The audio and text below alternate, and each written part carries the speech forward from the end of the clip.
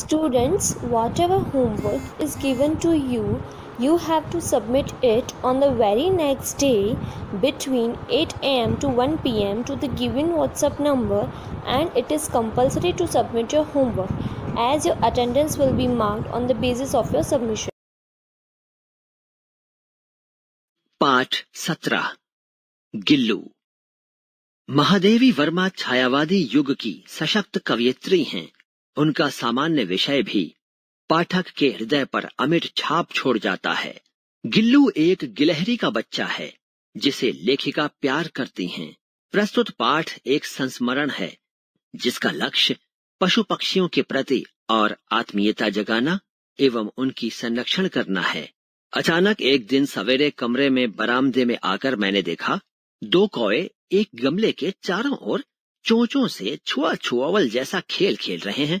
नजदीक जाकर देखा, गिलहरी का छोटा सा बच्चा है जो संभवतः घोंसले से गिर पड़ा है। कौवे जिसमें सुलभ आहार खोज रहे हैं, वो निश्चेष्ट सा गमले से चिपटा पड़ा था।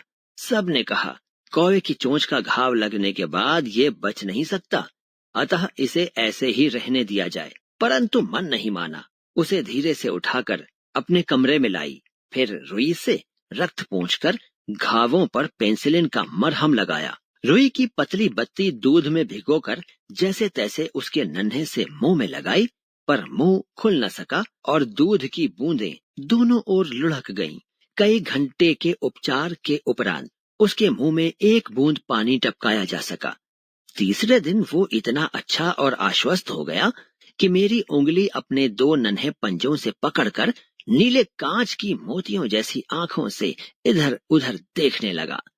3-4 मास में उसके स्निग्ध रोएं, झब्बेदार पूंछ और चंचल चमकीली आंखें सबको विस्मित करने लगीं। हम उसे गिल्लू कहकर बुलाने लगे।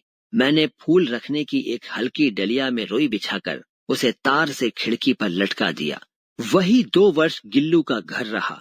वो स्वयं हिलाकर अपने घर में झूलता रहता और अपनी कांच के मनको सी आंखों से कमरे के भीतर और खिड़की से बाहर न जाने क्या देखता समझता रहता था। परंतु उसकी समझदारी और कार्यकलाप सबको चकित कर देता। जब मैं लिखने बैठती तब अपनी ओर मेरा ध्यान आकर्षित करने की उसे इतनी तीव्र इच्छा होती थी कि उसने एक अच्छा उपाय खोज निकाला। वो मेरे पैर तक आकर सर्र से पर्दे पर चढ़ जाता और फिर उसी तेजी से उतरता। उसका ये दौड़ने का क्रम तब तक चलता रहता जब तक मैं उसे पकड़ने के लिए न उठती। कभी मैं गिल्लू को पकड़कर एक लंबे लिफाफे के भीतर बंद कर देती। इस अद्भुत स्थिति में कभी कभी घंटों मेज पर दीवार के सहारे खड़ा रहकर वो अपनी चमकीली आंखों से मेरा कार्यकलाप देखा करता। भूख लगने पर चिक चिक करके मानो वो मुझे सूचना देता और काजू या बिस्कुट मिल जाने पर उसी स्थिति में लिफाफे से बाहर वाले पंजों से पकड़कर उसे कुतरता रहता। फिर गिल्लू के जीवन का प्रथम वसंत आया। नीम चमेली की गंध मेरे कमरे में धीरे धीरे आने लगी। बाहर की गिलहरियां खिड़की की जाली के पास आकर चिक चिक करके न जाने क्या कहने लगीं।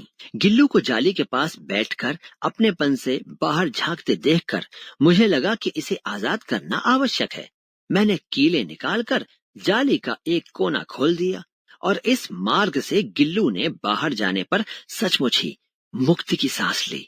इतने छोटे से जीव को घर में कुत्ते बिल्लियों से बचाना भी एक समस्या थी। आवश्यक कागज पत्रों के कारण मेरे बाहर जाने पर कमरा बंद ही रहता है। कॉलेज से लौटने पर जैसे ही कमरा खोला गया और मैंने भीतर पैर रखा, वैसे ही गिल्लू अपने जाली के द्वार से भीतर आकर मेरे पैर से सिर और सिर से पैर तक दौड़ने लगा। तब से ये नित्य का क्रम हो गया। मेरे कमरे से बाहर जाने पर गिल्लू भी खिड़की की खुली जाली की राह बाहर चला जाता और दिन भर गिलहरियों के झुंड का नेता बना हर डाल पर उछलता कूदता रहता और ठीक 4 बजे वो खिड़की से भीतर आकर अपने झूले में झूलने लगता। मुझे चौंकाने की इच्छा उसमें न जाने कब और कैसे उत्पन्न हो गई थी। कभी फूलदान के फूलों में छिप जाता, कभी पर्दे की चुन्नट में और कभी सोन जूही की पत्तियों में। मेरे पास बहुत से पशु पक्षी हैं और उनका मुझसे लगाव भी कम नहीं है, परंतु उनमें से किसी को मेरे साथ मेरी थाली में खाना खाने की हिम्मत हुई है, ऐसा मुझे स्मरण नहीं आता। गिल्लू इनमें अपवाद था। मैं जैसे ही खाने के कमरे में पहुंचती, वो खिड़की से निकलकर आंगन की दीवार, बरामदा पार करके मेज पर पहुंच जाता और मेरी थाली में बैठ जाना चाहता। बड़ी कठिनाई से मैंने उसे थाली के पास बैठना सिखाया, जहां बैठकर वो मेरी थाली में से एक एक चावल उठाकर बड़ी सफाई से खाता रहता। काजू उसका प्रिय खाद्य था और कई दिन काजू न मिलने पर वो अन्य खाने की चीजें या तो लेना बंद कर देता था या झूले से नीचे फेंक देता था। उसी बीच मुझे मोटर दुर्घटना में आहत होकर कुछ दिन अस्पताल में रहना पड़ा। उन दिनों जब मेरे कमरे का दरवाजा खोला जाता, गिल्लू अपने झूले से उतरकर दौड़ता और फिर किसी दूसरे को देखकर उसी तेजी से अपने घोंसले में जा बैठता।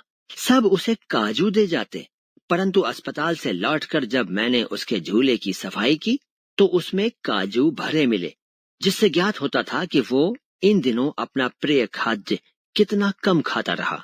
मेरी अस्वस्थता में वो तकिए पर सिरहाने बैठकर अपने नन्हे नन्हे पंजों से मेरे सिर पर बालों को इतने हौले हौले सहलाता रहता कि उसका हटना एक परिचारिका के हटने के जैसा लगता। गर्मियों में जब मैं दोपहर में काम करती रहती तो गिल्लू न बाहर जाता न अपने झूले में बैठता। उसने मेरे निकट रहने के साथ गर्मी से बचने का एक सर्वथा नया उपाय खोज निकाला था। वो मेरे पास रखी सुराही पर लेट जाता और इस प्रकार समीप भी रहता और ठंडक में भी रहता। गिलहरियों के जीवन की अवधि 2 वर्ष से अधिक नहीं होती, अतः गिल्लू की जीवन यात्रा का अंत आ ही गया। दिन भर उसने न कुछ खाया न बाहर गया। रात में अंत की यातना में भी वो अपने झूले से उतरकर मेरे बिस्तर पर आया और ठंडे पंजों से मेरी वही उंगली पकड़कर हाथ से चिपक गया जिसे उसने अपने बचपन की मरणासन्न स्थिति में पकड़ा था। पंजे इतने ठंडे हो रहे थे कि मैंने जाकर हीटर जलाया और उसे उष्णता देने का प्रयास किया, परंतु प्रभात की प्रथम किरण के स्पर्श के साथ ही किसी और जीवन में जगाने के लिए वो हमेशा के लिए